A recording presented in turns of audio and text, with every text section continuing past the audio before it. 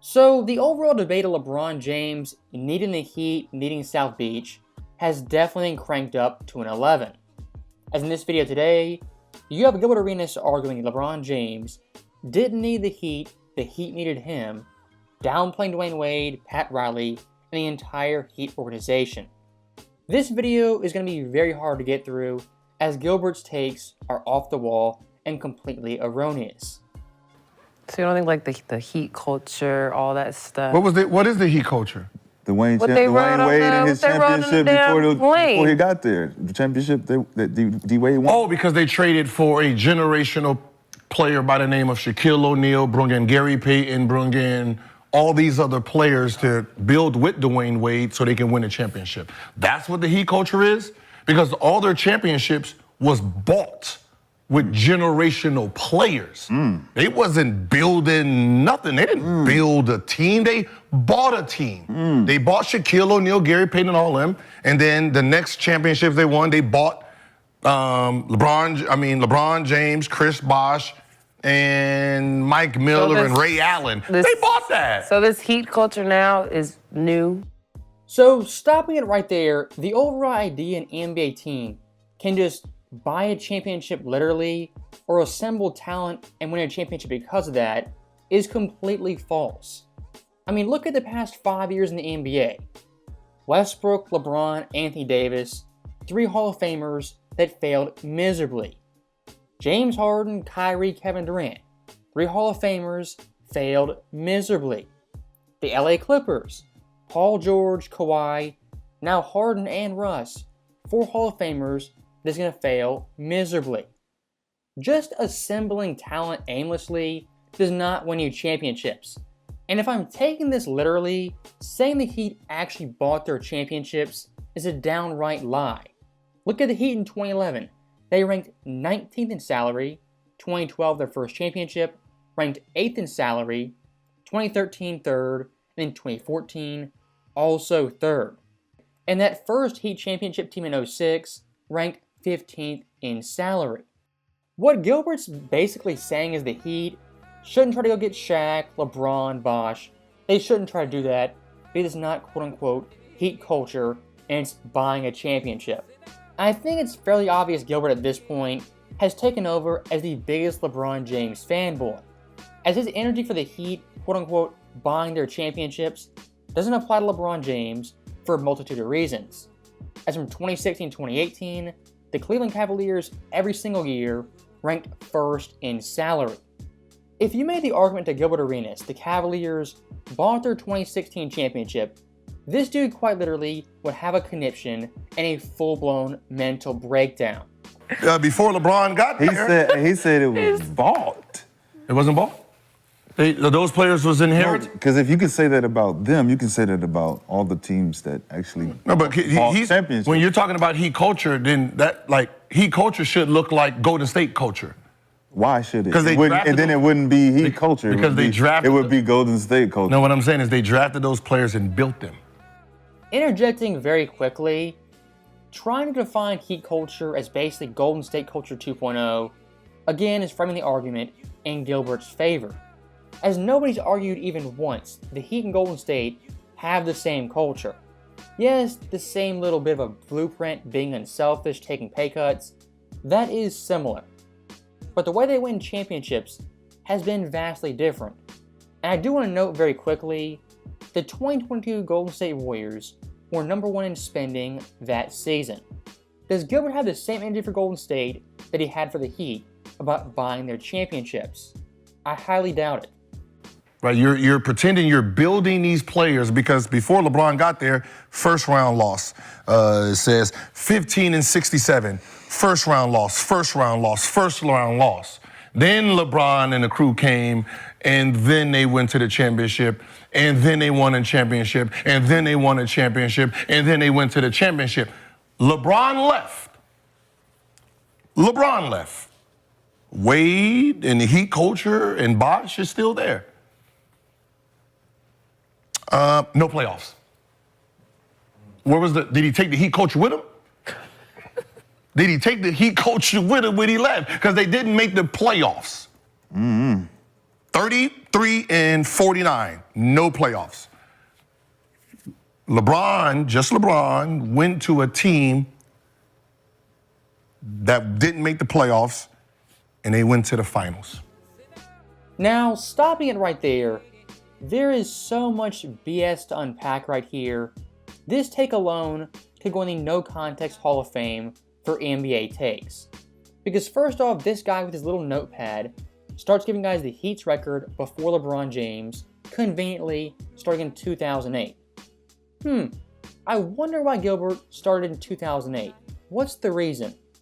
Oh yeah, because in 05 the Heat won 59 games, went to Game 7 of the East Finals, 06 won 52, won the championship, 07 44 wins, despite Shaq only playing 40 games, and Wade 51. And when they only won 15 games in 08, why was that? It was due to injuries and mid-season trades, as Shaq was sent to Phoenix, and Dwayne Wade once again only played 50 games. When Wade got healthy the next year, the Heat immediately bumped up to 43 wins, and in 2010, 47. There was absolutely zero context involved with Gilbert's breakdown of the Heat before LeBron James. Now, looking at the post-LeBron Heat, once again Gilbert conveniently stops in 2015, only 1 year after LeBron left. As that Heat team, yes, they did miss the playoffs, only winning 37 games. But Dwayne Wade missed 20 games, Bosh missed 38, was done for his entire career. Those three guys right there were the Heat's top 3 scorers, and all of them missed extended time. And again, conveniently stopping in 2015. Why did he do that? Oh yeah, because in 2016 when the Heat got healthy, even with Chris Bosh being out, this Heat squad won 48 games and were 1 win away from going to the East Finals to play LeBron's Cavs. And worst of all, this dude with a straight face said LeBron in 2015 joined a quote-unquote non-playoff team and immediately took them to the finals. If you didn't know basketball, didn't know history, you'd think LeBron James joined the Cavaliers, the exact same roster, and immediately took them to the finals. What this guy ignores is tons of acquisitions, most notably that being Kevin Love, who was a 25-12 guy All-NBA player and a great player in 2015. And then of course, J.R. Smith, Iman Shumpert, Timofey Mozgov, all vital pieces of that 2015 run. And out of Cleveland's top 5 scorers in 2015, only one of those guys was on the 2014 team, that being Kyrie Irving. Look, to be this wrong in a 30-second segment, either one, this guy is a complete moron, or being misleading on purpose. Take your pick, because honestly, I don't know which one's worse. So where LeBron, when we went to Miami, they won the finals on a struggling team. Then he comes to Cavs, they went to the championship. Won a ring a year later. So Cavs culture. Won a ring later. So only he LeBron left. culture. Only he left, and they were in last place the following year. This is extraordinary information he's dropping on us, everybody. Yeah. So again, the 5th grade level logic right here is honestly painful to watch. And again, this guy providing no context, no mention of injuries, is downright disgraceful. And look, for LeBron James, undoubtedly, he is a valuable player. And you don't need these contorted arguments, these lies, and straight up omissions to prove LeBron James is valuable. And for 1 second, let's use Gilbert's dumb logic and simple mindset. Look at the 2018 Lakers before LeBron James. 35-47, a decent record. 2019 Lakers with LeBron James went 37-45, only a 2-game improvement. Now, let's be an idiot for 1 second. Oh, the Lakers with LeBron James only won 2 more games. He must not be that valuable to his team. That's what I would say if I was a complete moron, ignoring all context like Gilbert. Because of course, the 2019 Lakers had numerous injuries to LeBron himself, Lonzo Ball, among other players. My overall point being, looking at a team's record before and after a player joins, and simply looking at that record alone is a terrible way to gauge a player's value. And to then argue LeBron James going to the Cavaliers, acting like he joined a 33-win team and just took them to the championship immediately, is a nauseating lie. As looking at the 2016 Cavaliers in the NBA playoffs, out of their top 10 scorers, 7 of those players weren't on the Cavaliers before LeBron got there. Again, proving from 2014 to 2016 that Cavaliers roster underwent massive overhaul. Really? But yes, sir. Do you think he wins those championships with the Cavs and with the Lakers without that time with the Heat? The man went to a team that was 33 and 49 and took them to the championship, sir. 33 and 49, sir. And then he went to He's not going to answer Lakers. When he went He's to not the gonna. Lakers. Hey, you know, you asked Lakers, him a right? question. Won the championship. See how you asked him a question and he Player answered the question. One player going to a bad team and they're going to the championship. How can you say he would not have won the championship in those 4 years? So we're roughly, 8 minutes into this video and Gilbert still is using these no context arguments.